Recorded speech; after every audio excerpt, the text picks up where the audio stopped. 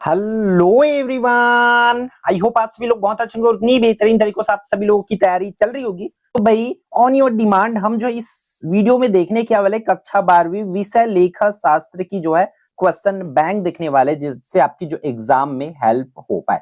तो देखो chapter number 1, chapter 2 chapter देखेंगे। तो चैप्टर नंबर 1 से हम 1 में हमारा क्या है, साझेदारी फर्मों का लेखांकन आधारभूत सिद्धांत। यहां से आपका 1 मार्क्स वाला क्वेश्चन आना है। तो 1 मार्क्स वाले क्वेश्चन ये है भाई कि भारतीय साझेदारी अधिनियम कब बनाया गया, चालू खाता क्या है, बैंकिंग व्यवसाय करने वाले साझेदारी फर्म में सदस्यों की अधिकतम संख्या होती है। फिर क्या बोला जा रहा है, साझेदारी संलेख बनाना क्या है, साझेदार का दायित्व होता है, साझेदारी संलेख के अभाव में लाभ विभाजन होता है, साझेदारी समझौते के अभाव में पूंजी पर ब्याज दिया जाता है। तो इनमें से आपको जो है एक क्वेश्चन देखने को मिलेगा भाई आपके एग्जाम में। तो ध्यान से इसको आप जो है तैयारी कर लीजिए, इसके आंसर सेलेक्ट कर लीजिए, कलेक्ट कर लीजिए। एक अंक के लिए अति लघु उत्तरीय प्रश्न यहाँ से पूछे जाएंगे। क्या क्या दिया हुआ है, साझेदारी संलेख से आप क्या समझते हैं, साझेदारी का पंजीयन करना अनिवार्य क्यों है, फिर साझेदारी संलेख में अभाव में ऋण पर ब्याज की दर कितनी होती है, साझेदारी के चालू खाते कब बनाए जाते हैं, साझेदारी से आप क्या समझते हैं, है ना। इस तरीके से लाभ हानि नियोजन क्या है। तो ये सब क्वेश्चंस आपको 1 मार्क्स में देखने को मिल सकता है, इसलिए ध्यान से इसको कर लेंगे। फिर आपके चैप्टर नंबर 1 से कौन सा आएगा, 3 मार्क्स वाला आएगा। तो 3 मार्क्स वाला एक क्वेश्चन आना है। तो ये 8 क्वेश्चन है भाई, इसको आप प्रिपेयर कर लीजिए। ये क्वेश्चंस बैंक है, ठीक है। तो इनमें से अब भाई जिले के लिए जारी होता है, पूरे छत्तीसगढ़ के लिए जारी हुआ है, तो आप ध्यान से इसको कर लेंगे। जैसे कि साझेदारी की कोई 3 विशेषताएं बताएं। साझेदारी संलेख के अभाव में लागू होने वाले नियमों को लिखना है, स्थायी तथा परिवर्तनशील पूंजी खाते में अंतर लिखना है, लाभ हानि संयोजन खाते से क्या है इसको करना है, इसका प्रतिरूप बनाना है, ठीक है। तो ये सब क्वेश्चंस आप लोग करेंगे। तो ये हुआ हमारा चैप्टर नंबर 1 कंप्लीट। अगर इतनी क्वेश्चंस कर लेते हो तो आपकी पूरी तैयारी यहाँ से हो जाएगा। फिर भाई चैप्टर नंबर 2 को देख लेते हैं भाई, यहाँ पर क्या क्या करना है आप लोगों को। चैप्टर नंबर 2 जो है साझेदारी फॉर्म का पुनर्गठन, साझेदारी का प्रवेश। अच्छी क्वेश्चन बैंक है भाई, इसको कर ही लेंगे। एक अंक के लिए यहाँ से क्या करना है, ख्याति क्या है, अधिलाभ क्या है, किसका स्वभाव ख्याति से संबंध रखता है, सबसे कम मूल्य होता है किसमें, उसको करना है। अधिलाभ 800 रुपया है, तब वर्षों की संख्या 4 वर्ष है, तो अधिलाभ विधि ख्याति कितनी होगी, इसको बताना है। पुनर्मूल्यांकन खाता बनाते हैं। फिर मूल्यांकन पर लाभ या हानि को वहन कौन करते हैं, इसको बोल रहा है। एक अंक में एक क्वेश्चन आपको देखने को मिल सकता है। 12 क्वेश्चन है, 12 के 12 अच्छे से प्रिपेयर कर लो, आपकी तैयारी अच्छा लेवल की हो जाएगा। अधिलाभ से क्या सा है, ख्याति के मूल्यांकन का आधार क्या है, ख्याति किस प्रकार की संपत्ति है, पूंजी जो दिया है 1 लाख, सामान्य लाभ की दर पर 10%, औसत लाभ 12,000 रुपए, अधिलाभ की गणना करना है ना। तो ऐसे ऐसे क्वेश्चंस आपको पूछे जाएंगे। फिर आपका 4 अंक वाला क्वेश्चन आएगा इस चैप्टर से। तो ये 4 अंक वाली क्वेश्चंस आप 1 बाय 1 देख लेंगे। पीडीएफ आपको ऐप में मैं प्रोवाइड करा दूंगा और ऑलरेडी डला हुआ है, तो वो आप इजिली डाउनलोड कर पाओगे, कोई भी कोर्स परचेस नहीं करना पड़ेगा, ठीक है। तो ये पूरा। फिर चैप्टर नंबर 3 पर चलते। चैप्टर नंबर 3 से क्या है, एक अंक वाले क्वेश्चन आना है। तो एक अंक के क्वेश्चन इस तरीके से है भाई, ठीक है। मृतक साझेदार की देय राशि का भुगतान से किया जाता है सब। फिर 4 अंक वाले क्वेश्चन ये है।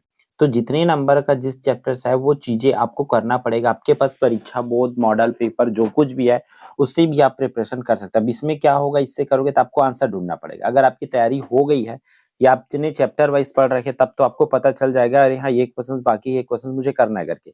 बट आप नहीं किए हो, स्टार्ट करने जा रहे हो, देन मैं तो एक चीज रिकमेंड करूंगा, आप मॉडल पेपर से पढ़ लो भाई। वही वहीं से ही मैक्सिमम क्वेश्चन पूछा जाएगा, एटलीस्ट आप पास तो हो जाओगे। इसलिए मॉडल पेपर जरूर करके जाओ, क्योंकि अभी तक हमने 2 विषय का पेपर देख चुके हैं, मतलब 10वीं का एक, 11वीं का एक, 12वीं का एक। तो वहां पर मॉडल पेपर से क्वेश्चंस पूछे गए हैं, इसलिए आप लोग भी मॉडल पेपर की क्वेश्चंस आप कर सकते हैं। क्या दिया हुआ है, साझेदारी फॉर्म का समापन में आपका 1 मार्क्स वाले क्वेश्चंस करना है ये, ठीक है। ये रहा 1 मार्क्स वाली क्वेश्चंस। फिर आपका देख लेते हैं क्या क्वेश्चंस भाई आगे। सॉरी, यहाँ पे आई थिंक नंबर्स लिखना भूल गए हैं, ठीक है। तो मेनली 1 मार्क्स वाले क्वेश्चन इस चैप्टर से कर लेना। फिर हमारा चैप्टर नंबर 5 है। तो चैप्टर नंबर 5 पे भी 1 मार्क्स वाले क्वेश्चंस पूछे जाएंगे। एक निजी कंपनी में सदस्यों की अधिकतम संख्या होती है करके, ये सब चीज दिया हुआ है। फिर 3 नंबर के लिए, 3 नंबर में ये क्वेश्चन दिया हुआ है, देख लो फटाक से या स्क्रीनशॉट ले लो। जो भी क्वेश्चंस बाकी होगा वो फटाफट निपटा लेंगे, ठीक है ना। अब क्वेश्चन बैंक है भाई, बैंक में तो क्वेश्चंस की कमी होगा नहीं, आपको पता है।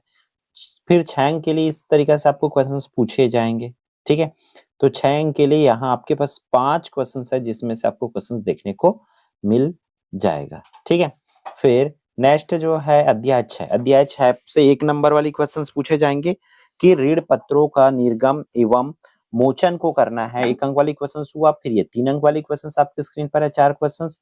फिर आपका 8 अंक के लिए प्रश्न है, ये है, ठीक है। 5 में से आपका देखो सीधा 8 नंबर कंफर्म हो रहा है, तो और क्या भाई, आप अच्छे से तगड़े से रगड़ के पढ़ाई कर लीजिए, ठीक है।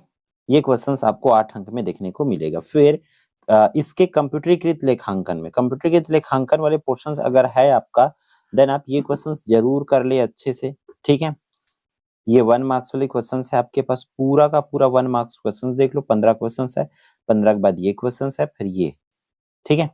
ये 4 अंक के सैद्धांतिक प्रश्न, तो इतने को आपको ये सैद्धांतिक क्वेश्चंस है। फिर 6 अंक वाली क्वेश्चंस, तो ये पूरा चीज आप देख लेंगे, ठीक है। फिर भाग ब में वित्तीय विवरणों का लेखांकन में वाली क्वेश्चंस है, यहाँ पर भी, ठीक है। कंपनी के वित्तीय विवरण करके दिया हुआ है, तो इस पर देखो भाग ब की क्वेश्चन है ना, इसको तो करना ही यहाँ तक का भाई। भाग ब में आपका चैप्टर नंबर 1, 2, 3 तीन चैप्टर है, तो तीनों चैप्टर करना है। पहले एमसीक्यू करना, फिर अति लघु उत्तरीय प्रश्न, ये जो आप स्क्रीन पर देख रहे हो उसको करना है, फिर दीर्घ उत्तरीय प्रश्न। फिर अध्याय 2 में भी वैसे ही करेंगे, यहाँ पर भी आपको सबसे पहले ये चीजें कंप्लीट करना है, अति लघु उत्तरीय प्रश्न डील करना है, फिर लघु उत्तरीय प्रश्न में ये सब क्वेश्चंस करते जाएंगे, ठीक है।